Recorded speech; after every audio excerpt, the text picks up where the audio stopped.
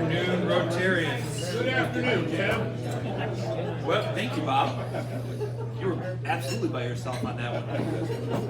Welcome to the February 12th meeting of the Rotary Club of Des Moines. I'm your president, Tim Lilowitz. As we always do, let's thank our two greeters today, Jeff Stickle and Matt Kiernan. Thank you, guys. Appreciate it. I got to give a quick shout out to Graham Gillette for planning today's speaker on the Italian Heritage Center, because I'm sitting in my TV last night watching the Olympics in Italian. I'm thinking Graham is spot on with the timing of these presentations. So we have past President Skeet Wooten is here. Please hold your applause. He will be up here in a moment, sharing a moment of inspiration, followed by the Pledge of Allegiance and the four-way test. And then we will greet each other. So, Mr. Skeet.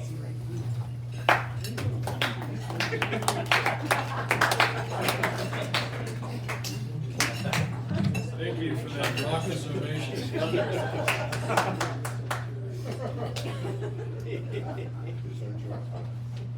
You know, it's the season of love. Okay? In case you didn't know, Saturday is Valentine's Day. So if you need a reminder, you've had it. It's a day that celebrates romance in many countries around the world. Its origins date back to the early 3rd century and honors martyrs who were named Valentine. I suppose it's good that they didn't have them named Skeet. The first recorded association of Valentine's Day with romance was believed to be in the Parliament of Fowls in 1382 by Chaucer. Shakespeare also wrote in Hamlet a saucy tone uttered by Ophelia, which she seems to be throwing herself at Hamlet.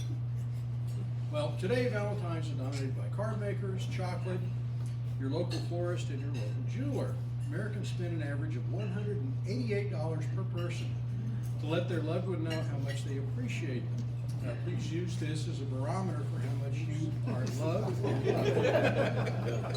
Okay, so let's test your Valentine's knowledge. Cupid Lake is found in which U.S. state? New York. Minnesota. Wrong. Minnesota. Very good. Well, there's 10,000 of them, so you might as well take a guess. 10,000 lakes. That's a good point.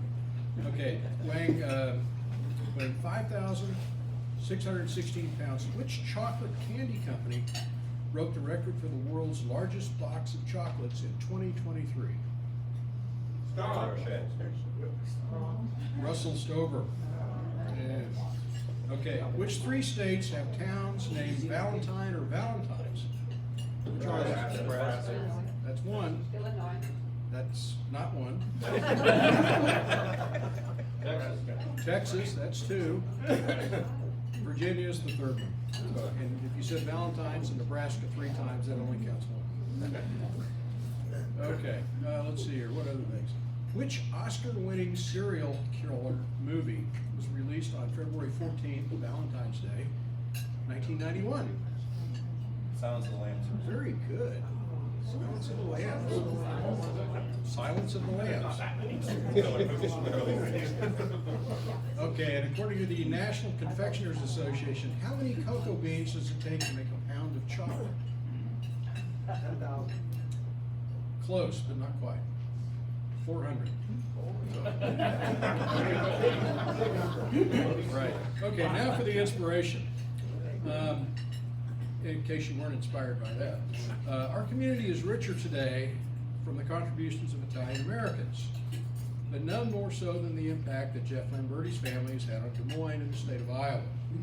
Yes, everyone knows about Casey's, but the list of contributions quietly made by his family are too long to say, but they have enriched all of our lives and all lives of all Iowans. They are an example. Thank you. It doesn't begin to get credit where it's deserved. With that, would you please stand for the Pledge of Allegiance? I pledge allegiance to the flag of the United States of America and to the republic for which it stands, one nation, under God, indivisible, with liberty and justice for all. Will you greet your fellow Rotarians? Well, no,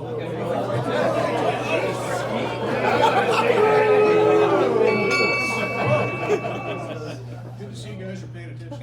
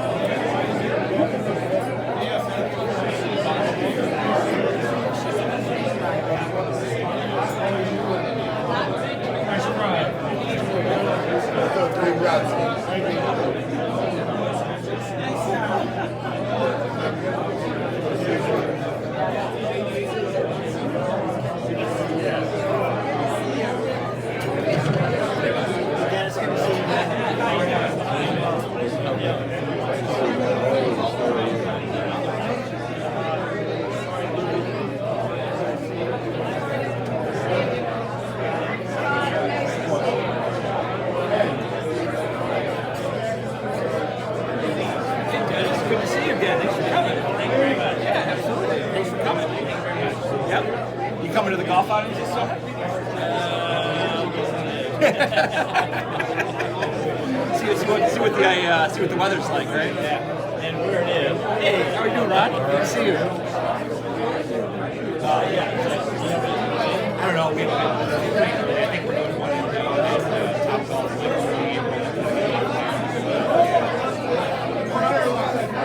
Hi, how are you, Jamie? Good to see you. Thanks for bringing your much better now.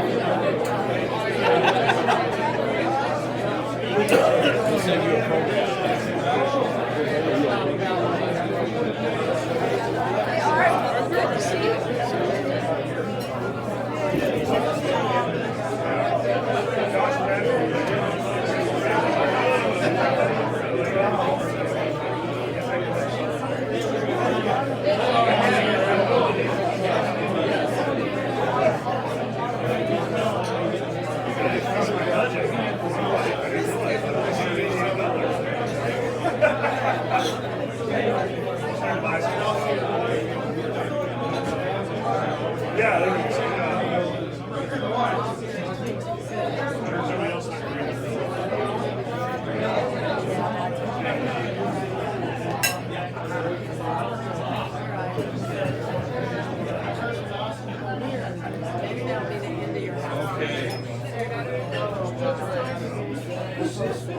As we return to our seats, we have a few things to get to, and then we'll get Jeff up here for his presentation.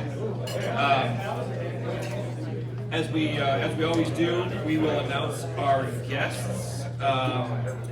We have 4 guests today, so as I call your name, please stand and remain standing, and then we'll greet you as a group guest when we're done. So, a number of great guests with us today. First, John Irving, president of Tri-City Electric Company, Waukee Rotarian member, and a guest of Nakona Dayton. We have Erna Moraine is here, past district governor, and also a Waukee Rotarian. Apparently they're invading us today. And a guest of her spouse, Steve Moraine. Denise Essman is here. Good to see you, Denise. Former member of our club and a guest of Becky Greenwald. And then Dennis Losey is also with us, guest and spouse of past President Jamie Boersma. Thank you, guests, for joining us. Appreciate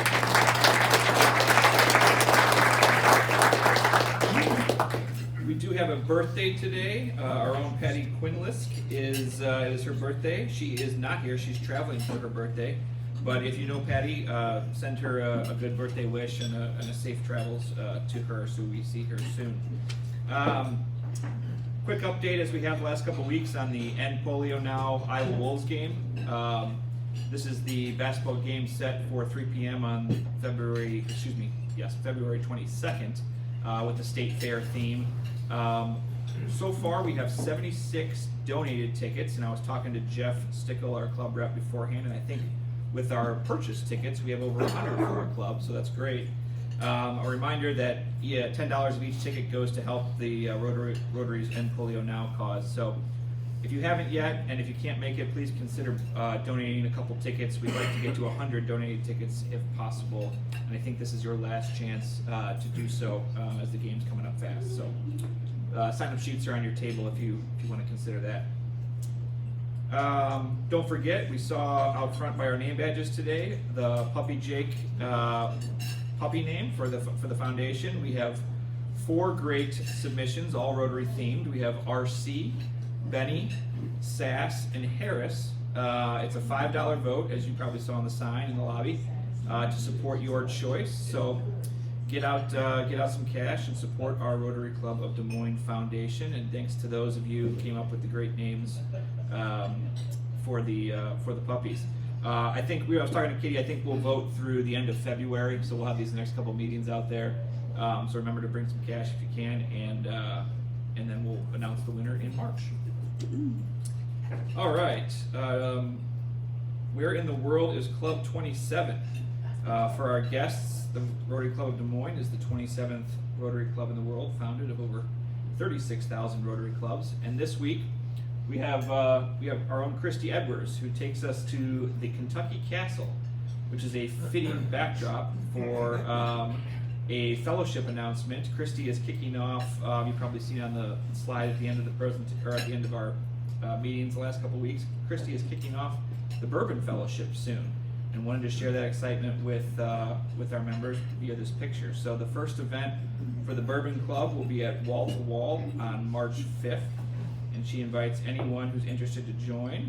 Obviously, with this picture, Christy's commitment to quality bourbon is very clear. So, cheers to good friends and good pours of bourbon. And if you have any questions, reach out to Christy.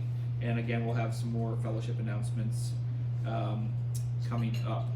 And speaking of that, President-elect Josh Raby, it's your turn. He's up here to announce some exciting news on some of the other fellowships we have. So, Josh.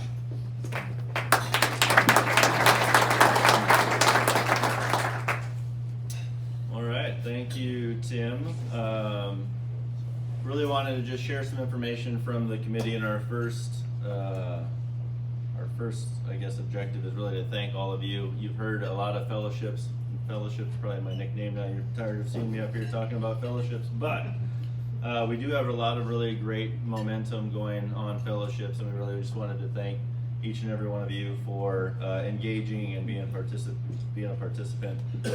Looking back, when we started the committee, we had a goal of trying to create 6 fellowships. At the time, there was really only 2 active ones.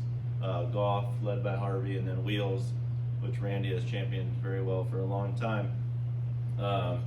Currently, if we include Fuel, which Kevin started, but I'm claiming it because it helps our statistics, we're up to 10. So that is really awesome from the committee and from all of you to show the interest in fellowships. And there are 2 new fellowships that I wanted to share. There's a QR code on your tables, which the form has been updated. So Chris Anderson, who is here, had a write-in of pickleball. He was interested in that, and Sam Saunders and Joe Sweeney said they would champion that. So coming in May, we'll start a pickleball group. So if that is of interest, please sign up for that. And then from Fuel, Graham Gillette wrote his own essay and shared that with everyone, and that really sparked interest in a writer's workshop. So Writer's Workshop is a new fellowship group that we'll be starting, and Graham is going to do that monthly, really just to not impede anyone's progress on their own story, whatever the work is that they're doing. So that group will be meeting monthly, so please fill that out so we can get that started, and thanks, Graham, for being willing to do that. So up behind me is our 3 pillars of the strategic plan, and really the focus of fellowships came from the strategic plan. Our focus as a fellowship group really is build relationships through small groups, so strengthen our own internal club, which in turn then grows memberships. The more that we connect, the more growth that we'll have as a club. Strengthening the relationships and growing membership will allow us to provide a greater impact to the community through our foundation. So the focus on fellowships is fun. It is to get to know one another, but it is also to grow our club, make a greater impact in Des Moines, and have a strong Rotary group that is powerful in the community. So with that, there is an ad. So we really wanted to help strengthen the club and grow the impact through fellowships, which then in turn is we wanted to up our game, basically. So we're asking, there's a form here, but they're all on your table as well. So we created a sponsorship, which will be an annual sponsorship. It's fairly low level cost, $400 to do an annual sponsorship. And really what that is going to go to is it just helps support our social events, helps upscale really what we're gonna do, and our primary focus of that is at least two. Right now the first one is in May, but we're focusing on 2 new member social events and encourage everyone to bring prospective members. So a lot of that will help support what those venues look like, and really upscale the event for prospective members to help grow the club. So consider it as an investment really in the growth of our own club. It's an internal investment in us. We try to outline some parameters for that. So what you get is, if you saw in the newsletter, we do have a section now for fellowships, which will provide information on what's coming up, share information about past fellowship groups. So with that will be some logo on the weekly newsletter, logo at fellowship events, so we'll carry that around with us. And then if you so choose, podium time up here to express why it's important for you to share fellowship information. And I will assure you, none of the sponsorship money goes to support Christy's vacation currently. It is 100% reinvested in our own fellowship. So I did just quickly want to announce the committee because it is strong leadership. So Carter Smith, Christy, Austin Goodnight, Sam Souders, Marnie Hockenberg, and Joe Sweeney. When we started the group, it was just to spark some energy and bring that energy into the club. It was not intended for everyone to step up in the way that they have. So each one of the members has championed a fellowship themselves, which has really been awesome to see the growth of the fellowship groups, and it's primarily because of their leadership. And then all of it, our committee is 100% committed in being sponsors as well. So awesome that everyone involved is leading by example, and we hope that you'll join us in that journey. Thank you.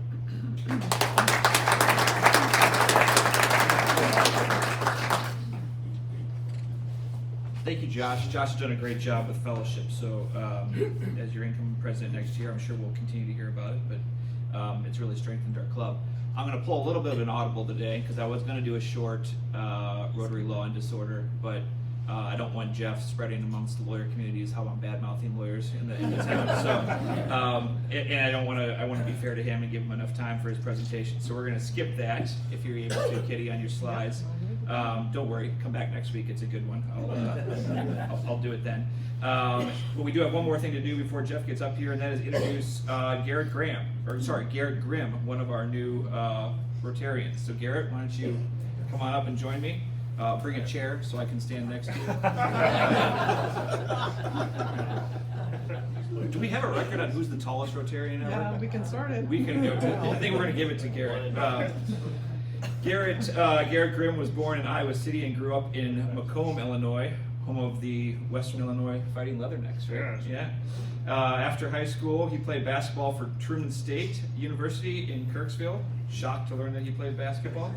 And after college, he worked for Walgreens in St. Louis, Little Rock, and Des Moines. And now Garrett is here in Des Moines working for Citywide Facility Solutions as their sales manager. So Garrett is married. He got married in 2018, and him and his wife have 3 children. So as is tradition, we asked Garrett for his 5 questions on becoming a Rotarian. You got a free day, what would we find you doing? Garrett's answer was spending time with his wife and 3 kids, playing outside, watching sports, or finding some good restaurants. Number 2, where in the world have you traveled and can't wait to go back to? Garrett has traveled to 43 different states and 3 Canadian provinces, so you've been around. He said he can't wait to go back to Nashville, Tennessee. Number 3, what's the best piece of advice you've ever been given? Garrett's response: enjoy where you are in the moment. It's the only time you can control, which I think is good advice. 4, what talent or skill do you possess that might surprise or delight people? If you said you couldn't dunk, I would be surprised. But when he played basketball in his younger years, this is surprising. He actually was a good 3-point shooter. He shot 56% in both high school and college from the 3-point line. So that's good. You picked up on the surprising part of it. And then finally, Garrett will answer this last question from the podium as is tradition. You joined the Rotary Club Des Moines. What can't you wait to tell your friends and family about our organization? Thank you, Tim. Hello, everybody. One thing I can't wait to tell my friends and family is the friendships I've developed already here. I feel like I've been welcomed very warmly. Also, the amazing guest speakers we have that come here, and the amazing causes, the committees and the fellowships that Josh has been working on and talking about so much. And then the other thing is taking pictures when I travel and sharing them. That's one thing I really enjoy seeing is when people, where in the world is Club 27. So Don't take Saltskater with you. you. Don't take Saltskater with you. So, Yeah. thank you, Garrett. Welcome, Garrett. We're glad you joined the club. All right, Rotary Club of Des Moines board member Scott Bennett will now introduce our program for today. Scott.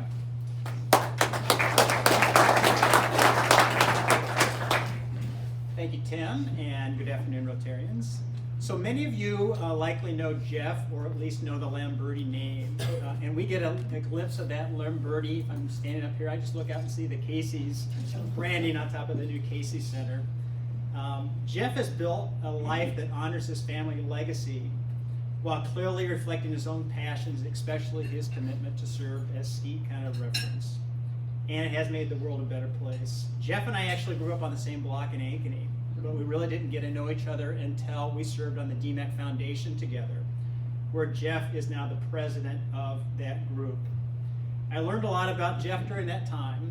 In fact, when I thanked Jeff and his wife Linda for their personal sacrifice to Jeff stepping into that role, I discovered he quite hadn't mentioned it yet to his wife. So a good opportunity to get to know Linda. Professionally, Jeff is a lawyer and shareholder at Lamberti, Murphy & Strong in Ankeny. He's the president and lead investor of the Iowa Barnstormers. But his service to our community goes far beyond his professional roles. Jeff has served on more than 20 boards and organizations, including On With Life that we heard about last week, Puppy Jake that we're voting on, and the Iowa Racing and Gaming Commission, just to name a couple. One project that stands out as especially important to Jeff through our conversations was his leadership in honoring the preserving of the USS Iowa battleship, now part of the Pacific Battleship Center in Los Angeles. And I think, Jeff, do Iowans get in free to that still? They do. Yeah, so a plug if you're in Los Angeles.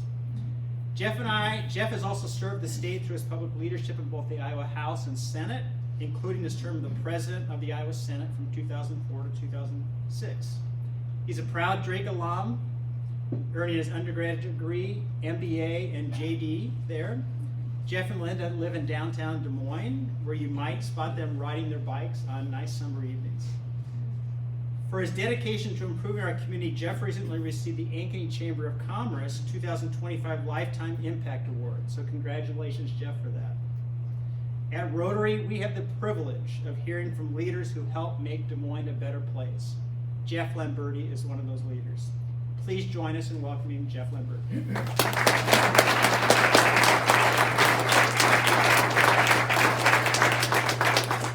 Thank you, Scott. Happy to be here. As you heard, I kind of like getting involved in projects that seem a little bit insurmountable when we first get started, but somehow we find a way to get them done. And so I don't have a formal slideshow or PowerPoint presentation for you about what we're doing at the Italian American Cultural Center, but we put together a slideshow that we used for a gala that we had in November, and I think it really depicts what's going on at the center, and so that'll kind of be playing while I'm talking. So if you haven't heard, the Italian American Cultural Center purchased some time ago the Butler Mansion, which is obviously one of the more historic properties in the city of Des Moines. But before I got into a lot of the specifics of the project, I thought maybe I'd back up a little bit and say, what is the Italian American Cultural Center of Iowa? Why does it exist? And what are you trying to accomplish here? As you may know, there's a significant Italian presence here in central Iowa, but it also extends beyond central Iowa. Italians really started coming to central Iowa about the 1800s, and actually it was a fairly small window of when they came here. By the 1920s, Congress had really shut off immigration from certain countries, including Italy. But obviously, being a proud Italian, we think we've had a pretty big impact on this community. Now we've got business leaders, political leaders, and others, and so part of this is about sharing our heritage. But as we go back in time a bit, The Italian American Cultural Center was founded in 1983, and it was really the brainchild of one individual, Pat Civitat, who's still with us. I think Pat's 96 or 97, and every time she sees me, she just says, "Are you gonna get this done before I die?" But over time, there had been some bad blood between various groups within the Italian community in central Iowa.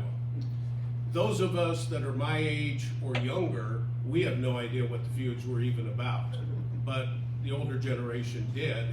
And so Pat wanted to create an organization to bring us all back together with one common purpose. And you know, that's why you see, at one point we had multiple lodges. I think now we're down to 2, but at one time we had the Victoria Lodge in the north, where I'm a member, Society of Italian Americans on the south side, and even farther back, one called Stemma de Italia. And some of that reflected the divisions within the Italian community. So Pat wanted to create an organization to bring us back together, to preserve our heritage, promote our Italian heritage and culture, and share it with the rest of the world. And for 40 years, more than 40 years, they've done just that. They've done a good job of preserving. They put on events. They preserve our culture. You can learn Italian language, dance. Of course, we had the Italian Festival for many years, which, yes, we do plan to bring back, but first I gotta get this project done. And so she did that. But over the course of those 40 years, for at least 25 years, there's been a dream to create a permanent home for the Italian American Cultural Center, to either build or buy something where we could do something on a much larger scale and be able to share our heritage with everybody. And I got involved probably 20-some years ago because this was pretty important to my parents. And for many years, they had a $1 million match out there and said, if you can find a facility that you want to buy or build, we'll do $1 million match towards getting it. And for the better part of 25 years, there were multiple attempts to get something to happen, and it just didn't happen. So finally, the then board of the Italian American Cultural Center brought in Loretta Seaman and Pat Schneider and said, we want you to take this over. And they did. And I get a call one day, and Loretta says, we'd like to meet with you and your parents. I said, sure.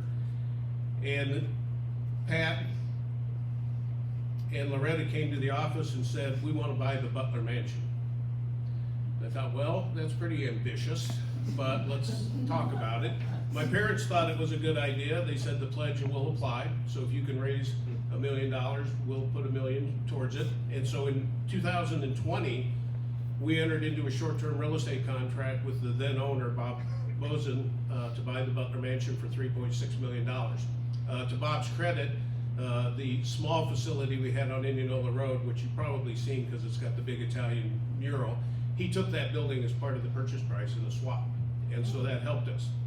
Well, it was short-term, as I said, and it needed to be paid off by January of 2023.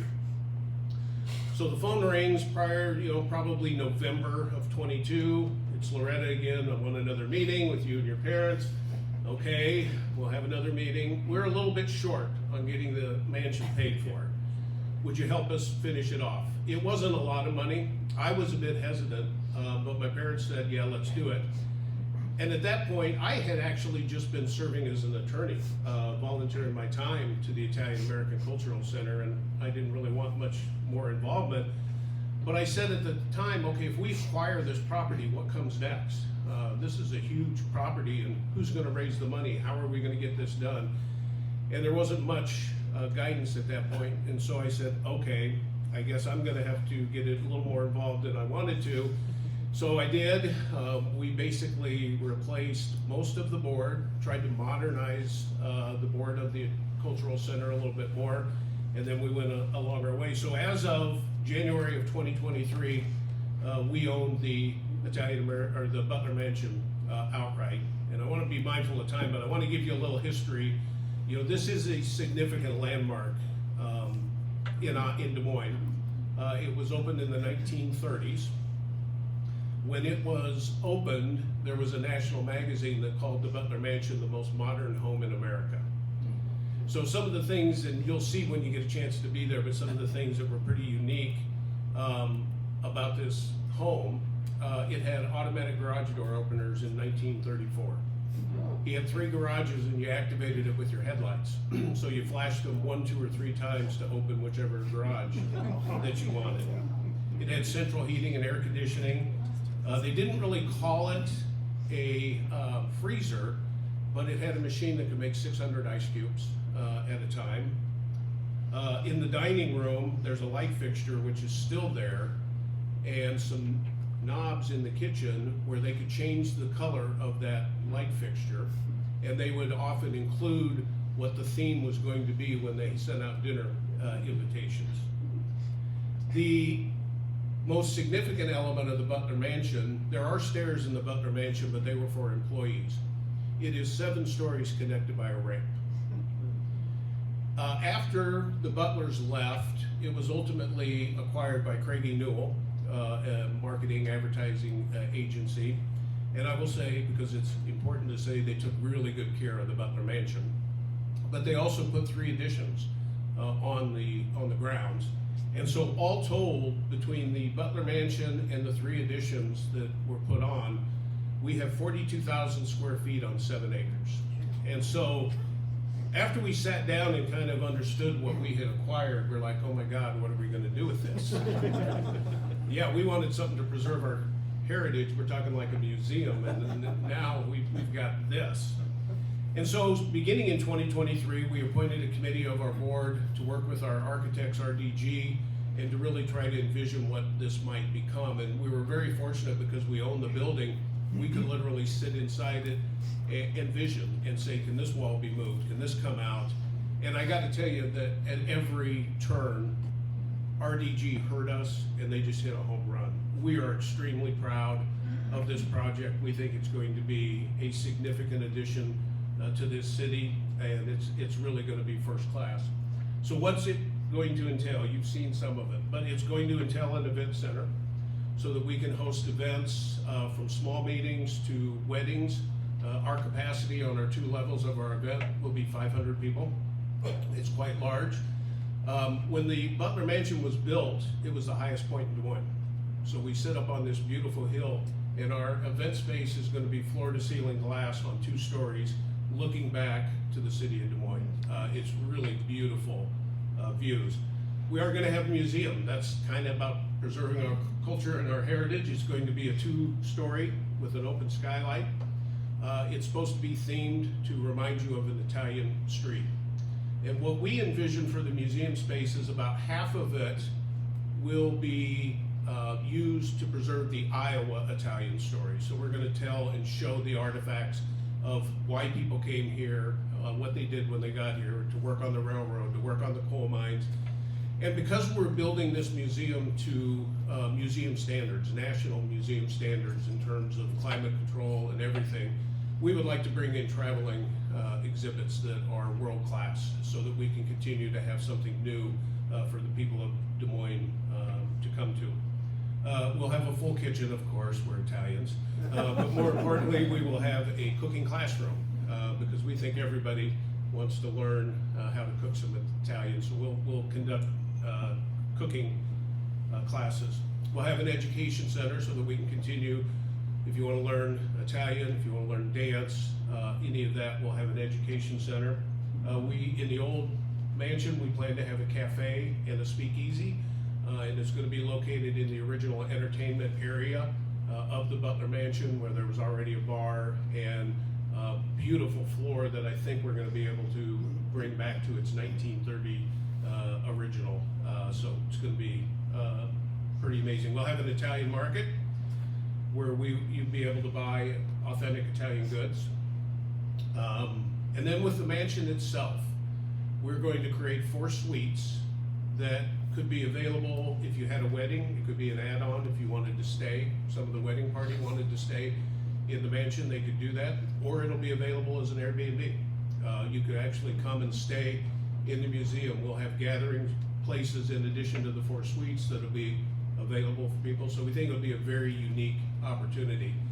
Now, if you do choose to have a wedding, the rooms where the bride and groom and their parties will get ready will be in the mansion itself. as we got into this and I see where the groom and his guys are gonna be, I said, damn, I just wish guys had more input on where weddings are being held. Because they're gonna love their space. We're taking Mr. Butler's original den and office that's got this beautiful curved sliding wood door, which is still original, it's gonna be restored, and then connecting to kind of a rec area. So it's gonna be beautiful, you know, pool tables, bars, the guys are gonna love it.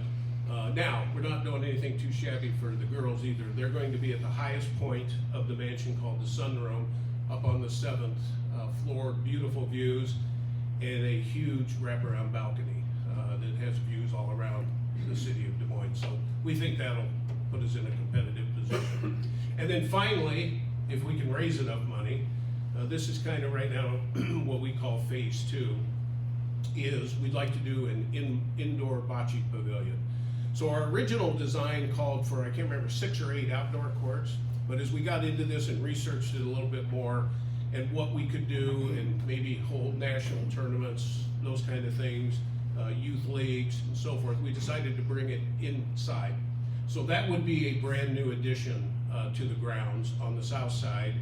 It would be 5 indoor bocce courts that will be professional grade, so we can compete for national tournaments, but also that we want to be able to do things like youth leagues. But that's a significant addition, so we'll finish the first part. We've been pretty lucky. Well, all told, as you might expect, you look at this at 42,000 square feet and all of that, and restoring a historic mansion to its original Art Deco. This isn't cheap. It's about a $20 million project without bocce. So it's north of 25 with bocce. But you know, as we got into this, we knew we had to do justice to the property we had, particularly to the historic mansion, and to our heritage, right? If we want you to come, if we want you to have a meeting there, if we want you to have a wedding there, it's got to be first class. I hope you agree that we've done that. And it will have an Italian flair. I mean, the pre-function where most people will come in is going to have 2 Italian chandeliers, and we're going to try to make it Italian. But you don't have to be Italian to come to our center. This is a center for all of Iowa, for all of America. We don't care if you come there to take a cooking class, to have a business meeting, to go to a wedding. We hope we'll get you exposed to it and you'll want to come back time and time again. But we think it's going to be a significant addition to this city. I mean, it's by far the largest cultural project going on in Iowa. And we've been fortunate. We've raised, not quite all, but a good share of the money. We've got support from Polk County, the state of Iowa, and many individuals and companies, and so we're well on our way. But we're under construction. In fact, we're going to take a tour after our board meeting this afternoon. And our deadline for the base construction, so pretty much everything you've seen except the bocce pavilion and possibly the exhibits for the museum, we have to be done by the end of September. Under our grant agreement with the state, because it's federal money, that's a drop dead date. So, not that I'm feeling any pressure at all right now, but we're confident we're gonna get it done. We're out, obviously talking to anybody we can to continue the fundraising it out. But we're very pleased how it's turning out. Like I said, we just think RDG hit a home run on everything. And you know, as I thought about this when we got involved, I kind of said to myself, okay, if some group like the Italian American Cultural Center doesn't come in and do something with the Butler Mansion, what happens with that? It's pretty hard, right, to find a use. I mean, yes, we had the ad agencies, but it was, you know, you got to find the right user that's going to want to take that. And it would be a shame if this was not preserved for history. When you really learn about this and how unique it is, it's worth saving in and of itself. So it's kind of like saving a battleship, I guess. You know, sometimes you come across something, you say, this just needs to be saved. So that's our project. Obviously, if anybody's interested more, you can just get on the Italian American Cultural Center of Iowa website. You'll start seeing more and more, because I'm starting to work on getting some more staff in place for us to be able to start scheduling events. And I will mention, we can host events, because this is a big property, right? You can have a wedding of 50 in our courtyard, which is going to be a beautiful courtyard. You could have a small music event in our museum. You could rent the dining room for a business luncheon. There's lots of uses of this facility, not just hosting big events, big weddings, but you'll start to see, we're gonna start really posting more and more as we're in progress, and we will start booking events probably within the next month. So that's our project. I'd be happy to try to answer any questions. Yeah, we got time for one, a couple. Yep. I'm sure you know who Tonini was. Mm-hmm. Yeah, I don't know if many people know here that Tonini picked up everybody that came to entertain in Des Moines, either at KRNT, when KRNT existed, and at the Civic Center. And Tonini picked up all of those. And when I was head of the library, if I had an author coming in or going, why I'd call him, he'd come by and pick them up in the limo and they'd get to the airport in Des Moines, Iowa. So, and when he died, why, Mary had, my husband and his father were in the funeral home business for 60 years. But when Tonini died, Mary had every funeral home in the city to come be a part of his service. And we intend to preserve all that and tell those stories. Thank you for the presentation. How's the group going about how you operate something of that scale? Are you talking to third party event operators? Yeah, and we're kind of working on that as we speak. So yes, I've talked to several third party. We've also considering operating some of it on our own. And we're kind of moving the board towards trying to make some decisions over the next few months on that, actually. It's kind of a hot item on our agenda right now, because it is big. Okay. I was noticing on the slides the bookstore and gallery, and I haven't heard much about those components. What's expected for those spaces? So the way it's really depicted, so we'll have a small kind of gift shop as part of the museum, like a traditional kind of museum. And then the rest of it is what we envision more in our Italian market, so that it'll be authentic Italian goods in that market. And interesting, it's actually going to be where those the three-car garage was. That's going to be, so we could potentially have 3 vendors or 1, and we're starting to explore options. We really just want to make sure there are authentic Italian goods in there. Jeff, are there any other states that have something similar to this for the Italian Americans? It's been really interesting because we've been fielding phone calls from other Italian organizations, and I would say yes and no. So I would say yes, there's other Italian museums. LA has one, New York has one, I believe Minnesota, Minneapolis has one. But when they're calling us, they're like, you're doing what? Because it's all of these uses, and we're not aware of anybody having that. Now, we did learn there's quite more than I thought indoor bocce facilities across the country, and we actually look to St. Louis as kind of our guide for quality in terms of what we want to do. Now, if you've been around here a while, you may know there are some really good bocce players in Des Moines. There's at least a couple leagues. Tomea has one. I think Scortavacas has one, and we've got at least a couple guys that I know play in national tournaments. But yeah, nobody's really, and you know, we didn't necessarily set out to have all these uses and all of this, but we had 42,000 square feet we had to figure out. And you know, the interesting thing, we have bigger plans. We've got 7 acres of land. You know, we have people that would like to do something that would create the feel of being in a coal mine, you know, because a lot of our ancestors, including my grandfather, came here originally to work in the coal mines or the railroads, or to have a spice garden so we could grow actual. So we see this as just the beginning of something bigger, but we do know it's pretty ambitious. And you know, part of the business plan obviously is if you want to have the education center, the museum, and some of these others, then you got to find a way to make money. And so between the cooking classrooms and the rentals that we can do, the Airbnb, that's how we intend to make the business model work. What are you going to do about parking? Because I saw on one of the slides there was parking, but you're very close proximity to the airport as well. So But we're very fortunate because when the ad agencies had the facility, they had so many employees over there that there is a huge parking lot on the backside.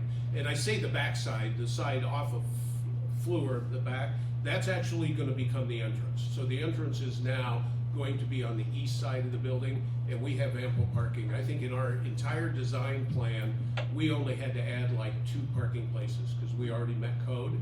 And we actually rent our parking lot for events at the Rollins Mansion next door. So we have good parking. Jeff, I know they're not Italian. Can you tell us a little bit about the Butler family? Yeah, and I will tell you, there's not a lot written about the Butler family, which is odd. Now, we did locate, and he's gonna connect with us, a grandson. But the best I have been able to piece together, I believe that the Butlers were related to the McCormick Corporation out of Chicago. So if you go back to the Standard Oil Trust days, and they were creating these huge trusts because you couldn't have businesses incorporated in more than one state. Well, similarly, in the ag equipment world, they were doing the same thing and creating a trust under the umbrella of McCormick. And we knew his dad was an attorney for McCormick, but I don't think you amass $300-400 million in today's equivalent of, at least I haven't figured out how to make that kind of money practicing law. So my assumption is there's some connection to the family. And the only other interesting thing that we've been able to find, Mr. Butler was an early aviation guy. So there's photos of him. He had a convertible Packard with some of the more notable early aviation people. And we also know on that sunroom that I talked about where the bride and her girls would get ready, he installed a spotlight. And if it was a foggy night or something and they needed help, he would turn that light on and point it towards the runway at the Des Moines airport to help people navigate. There was no, other navigation at those times. But beyond that, we know they lived there until the early 70s. They had 2 daughters, and after that, not much of anything. So we're very excited to get the grandson in and hopefully, because we want to preserve, we realize obviously they weren't Italians, but we want to do honor to what he built and the family, and we're anxious to learn more.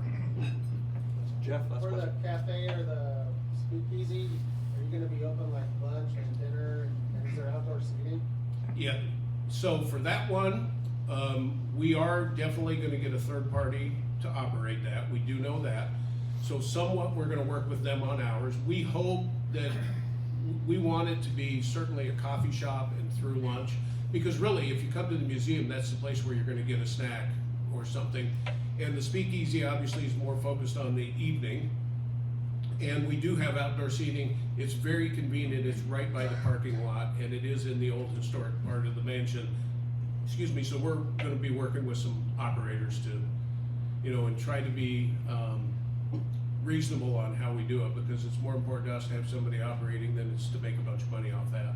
And obviously, we want Italian, right? We want Italian coffees, Italian pastries, that kind of stuff. And the reason we did the speakeasy, it just became such a natural. There was already this bar area, and we wanted to preserve it, but also interesting on that, it has a prohibition room. So behind the bar, there is a storage closet, and you open the storage closet, and it's 3 walls of shelves, that you would put your stuff. And one of our board members was knocking on it, and he goes, I think that's hollow. And he found how to open it, and then it opens up into a prohibition room. So we wanted to preserve that. So, thank you all, I appreciate it.